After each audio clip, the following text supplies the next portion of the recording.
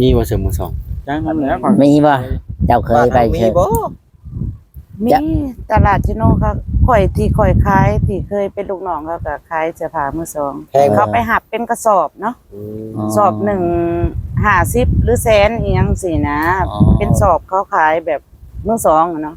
แล้วเขาก็มาคัดออกบ่ แม่บริการเขาเฮาก็เอามาแล้วก็มีแต่อนามัยแบบว่า ให้มันสะอา ซั ด กให้มันสะอาดอีหยังแล้วก็มากล้องมีแต่ซื้อผ้าปูมากล้องมีเตียงกล้องกับกล้องใส่ อ๋อ เตียง แบบเขาขายในหัดนั่น แม่ วางขายเลย ก็ห้านนั่นแหละที่น้องเป็นลูกน้องเขาอะ เออ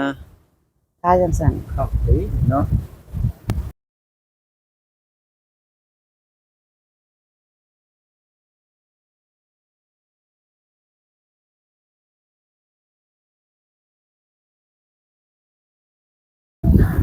สวัสดีและสบายดีพ่อแม่พี่น้อง FC ที่หักแพงบ่ว่า FC ฝั่งลาวฝั่งไทยและก็ต่างประเทศพี่น้องเนาะก็ยินดีต้อนรับเข้าสู่ช่องบ่จอยชาแนลอีกแล้วพี่น้องเนาะวันนี้บ่จอยก็อยู่ที่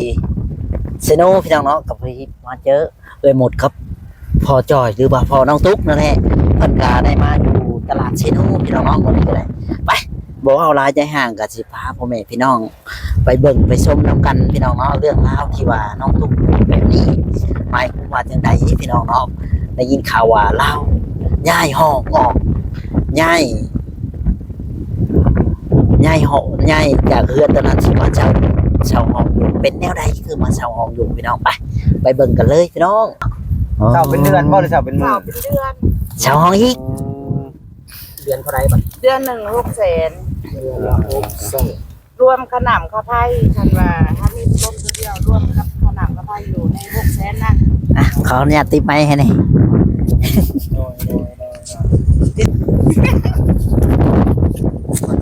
เขาเชื่อกัน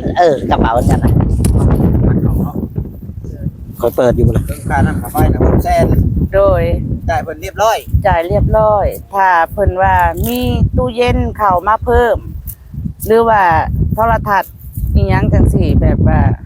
ก็ได้จ่ายค่าน้ำค่าไฟแบบว่าแยก เสียเพิ่มขึ้นอีกเนาะ โดยจ่ายต่างหากแต่ถ้าหากบ่มีตู้เย็นบ่มีทีวีก็พัดลมตัวหนึ่งค่ะรวมอยู่กับค่าน้ำค่าไฟ อยู่กับค่าห้อง600,000 บาท600,000น่ะอีกเฮา เก็บ600,000 บาท บ่ผิด ไอ้เป็นคนหาให้ห้องเจ้าของเจ้าว่าแท้นี่มีของ หาเองเนาะก็เคยเป็นแม่ค้าขายเสื้อผ้าอยู่นี่ก็เลยฮู้ห้องผักห้องแถว แต่ก่อนเคยมา โดย ขายที่ ก่ นี่ อนแต่เพิ่นบ่ทันพบพ่อ โดย พ่อจ้อยนี่ก็ โดย เป็นแม่ค้า เป็นค่า โอ้ เด้แล้วจะขึ้นมาเฮ็ดอาชีพ เป็นอาชีพเก่า โดย ก็ง่ายอยากได้ทุนเฮ็ดอาชีพเก่าเดี๋ยวนี้เนาะ โดย ได้บ่เด้ FC เป็นได จ้ะ แบบว่าโครงการน่ะมีทุนจักล้านแล้วตอนนี้เตรียมสิมาลงมาอยู่ขายนะ มีเท่าไหร่น่ะว่าบ่รู้นะ ขอกับเอื้อยได้ล้านหนึง ล้านกีบนี่เนาะ โดยได้ล้านกี่ เพราะว่าเงินที่ทางทีมงานมอบให้เพิ่นก็ไปจ่ายค่าห้องแน่ค่าน้ำมันรถแน่นี่พี่น้อง โดย ซาเล้งเด้เว้าดิ คือว่าเพิ่นสิว่าไปติดชาเล้งบ่ ติดซาเล้งก็2 ล้าน เงินที่ เงินที่บ่บอสมอบให้นั่น โดย จังซี่จังว่าคนอยากได้ ซาเล้ง2 ล้านบาทติดใช้รถอันที่ว่าอันนี้นะบ่ ติดใช้คันนั้นที่ ติดจะขั้นขี่คู่มื้อนี่ จักสิไปฮอดมื้อใดเด้อเนาะ โดย สู่ต่อไป คือว่ามันกลิ่นลีนโผคือติดใช้อ่ะนะ มันบ่มีเด้บ่มีคันติด ก็มันบ่มีขั้นติดกันขั้นติดมันก็ราคาหลายก็ซ้ำเงินที่เอื้อยผู้ใหญ่เพิ่นมอบให้เอื้อยแก้ว2 ล้านที่ให้น้องมาซื้ออยู่ซื้อกินน้องอยากได้รถเนาะน้องก็เลย เก็บไว้ก็ได้แล้วรถแต่ยังบ่ได้ติด ติดแก่นักวันนี้ให้สิกินลีนที่เพิ่นได้คิดละตุกบ่พอบัดนี้เนาะ เลย พอเนาะเดี๋ยวนี้ยังคิดละตุกแล้วควันเนาะมันอันนั้นเครื่องในมันอยากเสียหายเนาะ แขนหลวมแล้วเนาะลีนพี่น้องเอ้ยถ้าเฮาบรรทุกหน้ากากไม่ให้อยู่เปลืองลีนนี่ให้สิโผล่บ่เก่า มันควานไม้นี่ก็สิเบิดได้เนาะเบิดหลักพันแล้วก็ว่า มันกลัวไปแล้วก็ว่าตาย โอ้ยคว้าน่ะมันมีแนวเสียไปเรื่อยๆได้มีแต่แนวเพลไปเรื่อยๆได้ แม่แล้ว นอกจากเปลี่ยนคันใหม่บ่ว่าแอน โอ้คันใหม่มันก็ว่าเรื่องเงินเรื่องคำเนาะ โดย มันแพงเนาะ แม่นแหละ เอิ้นไปปุ๊บมาเลยเนาะ โดย เครื่องเข้านี่เตรียมได้เรียบร้อย ก็ยังถ่ารถไปติดรถแล้วก็ประมาณเพิ่นทางห้านเพิ่นบอกว่าบ่าย2บ่าย3เนาะแต่เสียโดยคันเอารถไปนะไปเพิ่นเฮ็ดตอนเช้าเนาะคันแล้วเพิ่นก็ให้เวลาบ่าย2กับบ่าย3 เราเบื่อซ่าเบื่อไว้กว่า โดยตามมัน ตามคิวเนาะ โดย ลายในการซ่าแน่ โดย แต่สิเอารถเข้าไปให้เพิ่นแต่เช้า อืม ผมเป็นตัดสินใจออกมาบาดนี้เนาะ โดย ตัดสินใจคักแล้วเนาะ โดย ยังไงก็ต้องออก โดย เพื่อความสบายใจ โดย แม่นบ่บ่จอย แม่นแล้วใช่เลย ซ้อนบ่จอยไปนี่บ่เลยลาวอะ มาจอยตัวได้น่ะ จอยชอบจอยเลย เออ เห็นดีว่าเจ้ากระดาษเนี่ยขึ้นแล้วนะเห็นดีตกลงวงใจกันแล้วเนาะโอ้เฮ็ดหยังก็ต้องพร้อมเพียงหน้าได้คันผู้หนึงพร้อมผู้หนึงบ่พร้อมนี่มันสิลำบากใจ แม่นแล้ว ใช่เลย คือว่าล่มกับเพิ่นแล้วเนาะ เอา ก็บ่มีทางเลือกก็เลือกทางนี้แหละทางที่เลยหมดคิดนี่ก็ดีอย่าง เพราะว่าละมาไล่เบิ่งตัดอ้อยก็มาดนแล้วเนาะ โดย ก็พอได้ มั สั น ก คือ หน่อย ค้า โอ้ตัดสินใจคัก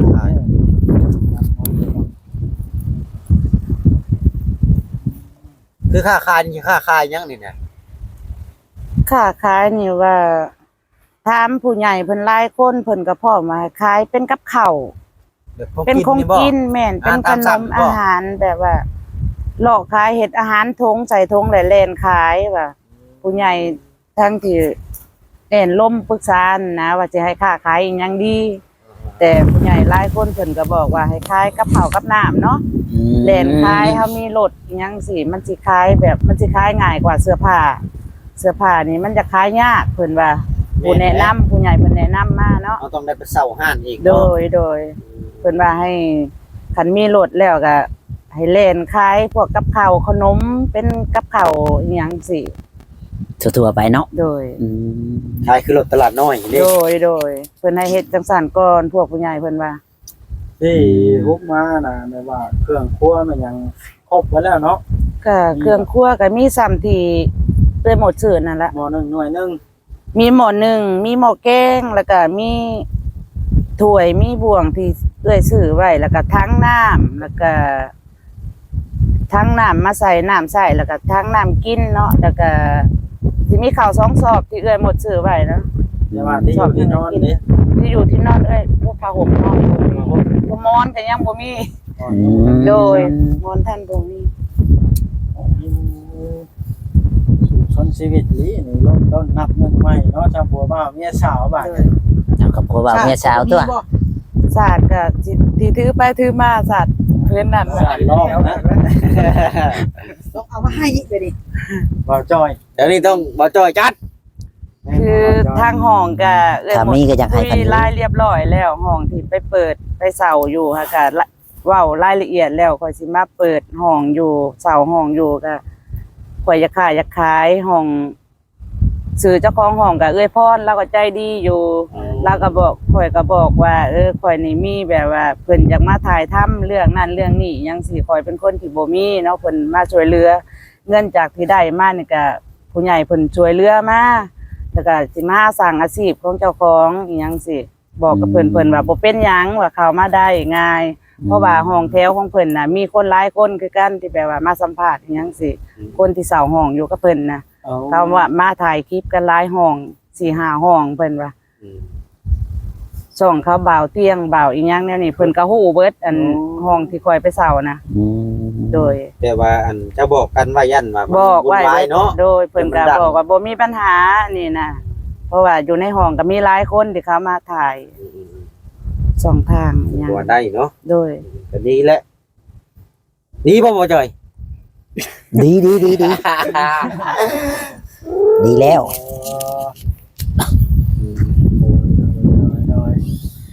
ก็คือมาเอิ้นนี่ ย้ายมาเลยเนาะ โดย แม่ว่านัดกันประมาณจัก2 โมงบ่ โดย ตามที่เพิ่นเฮ็ดรถแล้วเนาะ อ๋อแบบว่า พร้อมแล้วรถก็พร้อมมา เอาสลิงแกมาเลย ก็ หมดแล้วค่อยนี่แหละสิไปแก้ให้ มันจะเล่งก็คือสิ2 แม่น เข้าก็2 สอบ 2 ซอบ 100 โลเลยเนาะ ก็สิเอารถค่อยไปแก้ให้ แล้วก็มันสิมีแบบ ส่ง มันบ่ เอิ้นนี่ เอามารอบเดียวบ่ได้เนาะกันใจจะเล่นก็มันก็ต้อง2 รอบ จนเพิ่น2 รอบ เพราะว่าเค เนาะ รื่องใส่แน่อันผ้าห่มอีหยังแบบว่าก็พอมีพอสมควรเนาะที่เอื้อยซื้อไว้ใส่เสื้อผ้าอีหยังจังซี่นะ เป็นกระติกกระจอกเป็นหยังจะซื้อ โดย แม่ ที่ซื้อ เนาะ ก็เอามาเบิดเนาะของที่เอามาใส่เพราะว่าเก็บไว้ก็ มาเอิ้นนี่ให้บ่จ้อยชาแนลท่าอยู่ซิโนรถเนาะ เห็นบ่บ่จ้อย แม่น เพราะว่าเขาสิไปรับเอาเวลาเราแล้วเวียกแล้วงาน แต่ว่านัดกันกับพวกอันติดชาเล้งเนี่ยเขาว่าให้แล้วมื้ออื่นเนาะ โดย บ่ายโมงแล้ว แล้วบ่อนติดต่อซื้อสินค้าเจ้าได้มีเรียบร้อยแล้วบ่ สินค้าที่ว่าเครื่องสิขายน่ะบ่ แม่น คือเรื่องนี้กันยังบ่ได้ติดต่อแบบชัวร์เนาะว่าสิขายอีหยังกันแน่เพราะว่ามันทุนมี3 ล้านหนึ่งนี่มันสิเฮ็ดอีหยังก่อนนะแต่ว่าได้ห้องกับรถก็ดีใจแล้วเงินซำนี้เพราะว่าก็เบิดโตแล้วเนาะที่เพิ่นช่วยเหลือมาก็เบิดซำนี้ อื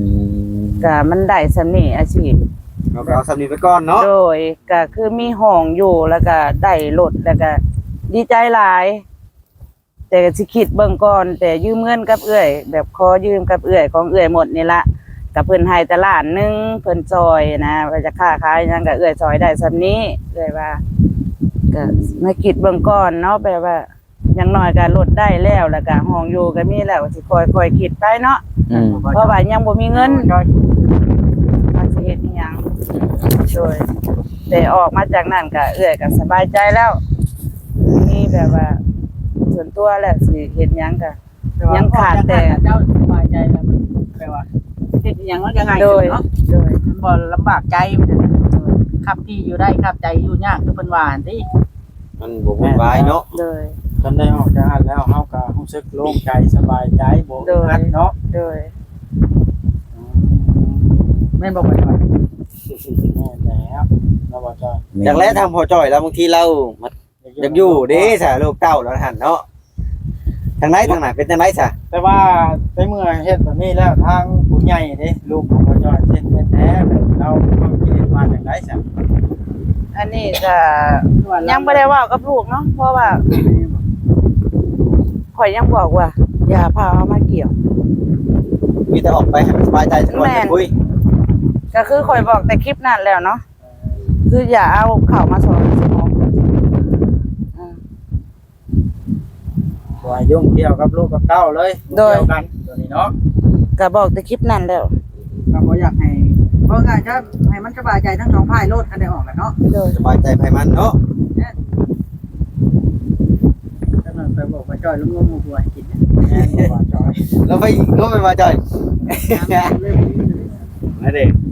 มันเริ่มเกิดแล้วเนาะมันมีใบแล้วโอ้นอนโฮวัวได้บาท ก็น้องนี่เคยกินหอยเชอรี่อยู่หลายเถื่อ เอาแล้วคือมันก็มอเชอรี่นี่ ถ้าได้ตัดสินใจแล้วนี่ต้องลุยได้บ่าดนี่เนาะ โดย เพราะว่ากลับคืนบ่ได้ไปเฮ็ดหยังก็ได้ โดย ต้องถอยต้องเดินหน้าอย่างเดียว ก็กันได้อยู่แล้วก็สิซอกหาเวียกไปว่าหาเวียกให้พ่อจอยเฮ็ดเป็นรปภหรืออีหยังแถวตลาดอาจสิมีก็ได้ แต่ว่าค่อยๆเป็นค่อยไปเนาะ ใครกว่ามง เขา มวล ต้อง อยู่บ สู้ นเก่า แม่ แล้ว น เนาะ ก็สบายใจดีเอ้ยนะสำหรับสำนี่ เพราะว่าทางเราก็ได้เคยรู้จักกับคนในตลาดเนาะ โดย แล้วก็จะคุยง่ายบัดนี้ คุณเคยขู่คนอยู่ในตลาดแบบว่า รู้จักคนหลาย โดย พอดีเอามาอุดหนุนซอยเห็นเราขายบาทนี่ แต่การค้าการขายนี่ก็เอ้ยก็ขอคิดเบิ่งก่อนว่าสิเงินทุนนี่มันสิพอเฮ็ดหยังสิ่งที่เอ้ยให้เงินมา1 ล้านนี่ก็ มันสิได้คนไทยเนาะ แม่นมันสิเฮ็ดอีหยังก่อนจังซี่ก็ต้องคิดแบบว่ายังให้คำตอบบ่ได้เนาะแต่ใจตั้งไว้ว่าอยากขายเสื้อผ้าแต่ผู้ใหญ่เพิ่นมันว่าขายมันเสื้อผ้ามันบ่ค่อยชั่วเนาะยันมันบ่ ลาย แม่น ใส่งบหลายแล้วก็ยันข้าวขายมันบ่พอได้อีหยังสิคันขายของกินมันสิออกง่ายเพิ่นแนะนำน่ะนะผู้ใหญ่เพิ่นน่ะของกินมันออกง่าย เพราะว่ามันเป็นของกินเนาะเฮาหลอกขายมันก็คือสิได้กว่าเพิ่น เป็ น่ะ นอาหารสดขนมปั้นเนาะน้ำพริก ทั่วขายเบิดสมพัก แต่มันก็สิยากอยากได้ตู้เย็นจักเครื่องนึงกันว่าขายของกินเนาะ โอ้ ก็คือสิดีแม่น โอ้มันต้องได้ มันต้องเน้นกับว่าคันได้ตู้เย็นนี่ก็สิขายกับข้าวนี่แหละตามที่ผู้ใหญ่เพิ่นแนะนำมันหลายคนเนาะ มันขายกับข้าวต้องได้อันตู้เย็นแล้ว โดย มาแช่ไว้เอาก็เอาลิ้นเอาหยังมันออกแดกเข้าไว้เนาะ หนึ่งมาเฮาหลอกขายเนาะหลอกขายแบบก็คือสิดีคือเพิ่นว่าแนะนำอยู่ เอาไปเช่าที่เขา แม่นเฮาหลอกขาย เอาก็เช่าห้องซื่อๆเนาะ แม่น โดย ถ้าว่าเฮาไปขายในตลาดเช่าที่เดือนละเท่าไหร่บาทนี่ 700 ล้าน เป็นตื้อ เนาะดีนี่เงิน เราเป็นปีบ่เนาะหรือเอาเป็นเดือนเด้น่าจะเป็นปี ปีคันเช่าตลาดแพงอยู่สมควรอยู่บ่เช่าบ่ได้เนาะทำบ่มีทุนรองรับไว้ ต้องหาเลาะขายไปนี่แล้วเนาะ แม่น เอาสงบเอาเกินงบบ่ได้เด้เนาะ นี่นแหละเพราะว่ามันเช่าบ่ได้เด้เนาะ โดย กันว่ามีน้องปูน้องปลาก็หาปูหาปลาขึ้นไปขายเนาะ โดย เอ้ยงุมหอยเจลีนี่ขึ้นไปขาย ขายก็ได้เด้อนะ ได้เบิดนะครั แต่ บ เป็นน้องเขาก็บ่กล้า แล้วเขามาอีกเนาะ โดย ให้งานเข้าเด้องานงอก ต้องให้บ่จ้อยไปถ่ายเอาเขาหยอกกันพี่น้องเอ้ย เราอยากว่าหัวเนาะว่าจะว่าดูคน แม่นแล้วน้องบ่าวจ้อย